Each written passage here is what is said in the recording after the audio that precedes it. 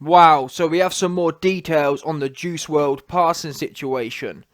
The FBI raided the plane once it landed, and allegedly they found 70 pounds of marijuana and also 6 bottles of codeine and some Percocet pills and also 3 guns.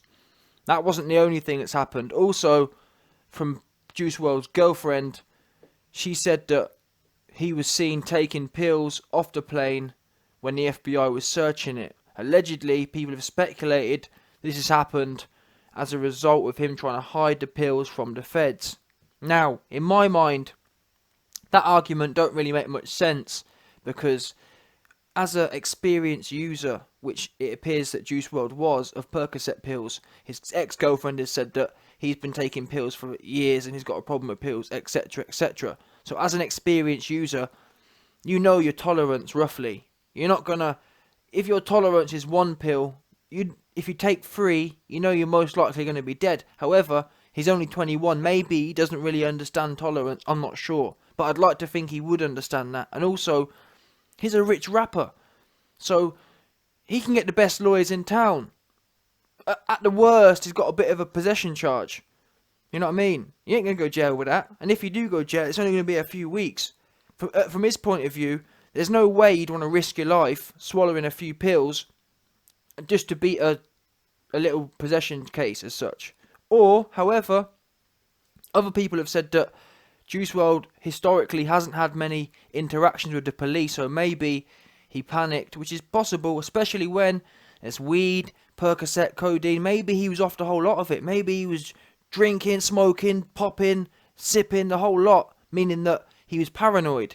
And that could have got him to in a situation where he panicked, popped the pills, and one of them ones. Didn't realise, wasn't thinking rationally, which would also make sense, given the substances they found and potentially what he's done. He was panicked, paranoid, popped the pills, and that was that. He could have, though, dropped the pills or put them up his batty, something like that, to hide the pills, but who knows, man, it's all a madness. This will be resolved in a few days, once the death report, I forgot what they call it, once the autopsy report comes out. Now, the other thing which is quite big, the 70 pounds of marijuana, that there is a big amount. DJ Academics has kind of worked out that potentially someone within his team has been running a little game, trying to get their P's up, trying to get their monies up, running a little hustle. Because on private jets, they're not put through standard procedure. When we go on an aeroplane, our baggage is searched and scanned, etc, etc. However, private planes, people just kind of come and go as they please. So allegedly, or it's possible, someone within Juice Wrld's team has been running a little trafficking organisation on his private planes. In my opinion, it could be, I'm not sure. Could Juice Wrld be involved? Yes and no. The no part is because obviously he's $1 million recording artist in his own right, so he wouldn't need to have that. However, I've been thinking about people like 6ix9ine. What do we know about them? There's often an attraction within the industry. There's an attraction to be involved in criminal activity. People want to be El Chapo Part 3. Yeah, they want to be Pablo Escobar Part 2. Meaning that, who knows? Maybe Juice Wrld wanted to be in that kind of life, that trafficking life, that narco trafficante life. Who knows?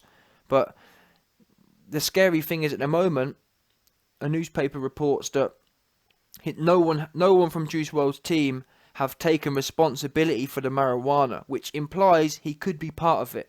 Because you'd hope, bearing in mind Juice Wrld's dead, you'd hope one of his friends would stand up and say, yeah, it's mine. You know what I mean? If your boy's dead and you've had weed on his plane, I wouldn't want him taking the charge for me.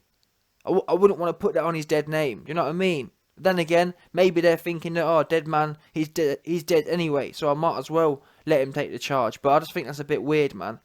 But who knows? Maybe the reason his friends haven't stood up and taken the charge is because they weren't the ones who were doing it. Maybe it was Juice Wrld organising it, so they don't feel responsible, which is also possible. Because after all, if you were one of Juice Wrld's friends, would you really want to risk it, putting that kind of shit on his plane without him knowing?